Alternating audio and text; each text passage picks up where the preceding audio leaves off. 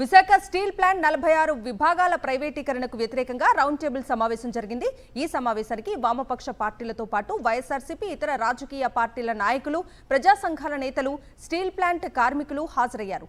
Visakha steel plant ప్రైవేటీకరణను అడ్డుకోవాల్సింది CM చంద్రబాబే అని CPI నేత రామకృష్ణ తెలిపారు. స్టీల్ ప్లాంట్ ప్రైవేటీకరణను చంద్రబాబు అడ్డుకోకపోతే చరిత్రహీనుడిగా మిగిలిపోతారని హెచ్చరించారు. మొదటి నుంచి వైఎస్ఆర్సీపీ స్టీల్ ప్లాంట్ ప్రైవేటీకరణకు వ్యతిరేకమన్నారు వైఎస్ఆర్సీపీ నేత బాణాల శ్రీనివాస్.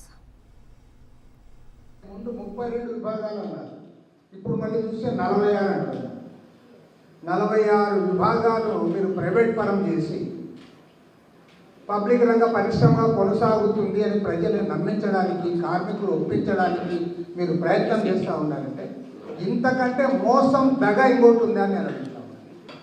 చంద్రబాబు నాయుడు గారు అంటానా రోజు అభివృద్ధి గురించి గంటలు గంటలు మాట్లాడుతూ ఉన్నాం, చాలా మంచి పనులు చేస్తానంటారు. నువ్వు 100 మంచి పనులు చేసిన విశాఖ ఉక్కు ఫ్యాక్టరీ ప్రైవేట్ పరమైందంటే మాత్రం నేను సూటిగా చెప్తా ఉన్నా, మీరు చరిత్రహీనులుగా మిగిలిపోతారు.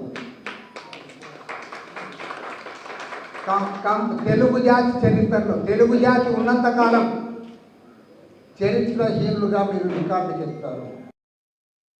ఎలక్షన్స్ ముందు మరి కూటమి ప్రభుత్వం ఏం మాట్లాడింది, ప్రజలందరికీ ఏం చెప్పింది?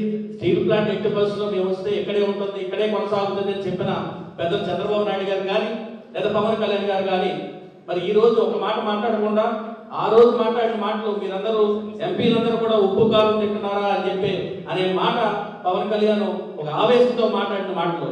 మరి ఈ రోజు వాళ్ళ ఎంపీలు ఉన్నారు, మరి ఆయన ఉన్నాడు, చంద్రబాబు నాయుడు గారు ఉన్నారు, మరి వాళ్ళు ఉప్పు కారం తింటున్నారా లేదని చెప్పేసి నేనైతే ప్రశ్నిస్తున్నాను. దానికి సంపూర్ణంగా మా వైఎస్ఆర్సీపీ పార్టీ నుంచి మద్దతు ఉంటారు. కాబట్టి పెద్దలందరూ కూడా ఏ నిర్ణయం తీసుకున్నా, ఏ రోజు ఏ కార్యక్రమాలు చేయాలన్నా అన్నింటినీ కూడా పార్టీ తరఫున మీ అందరూ ఉంటామని తెలియజేస్తూ సెలవు తీసుకుంటున్నాను.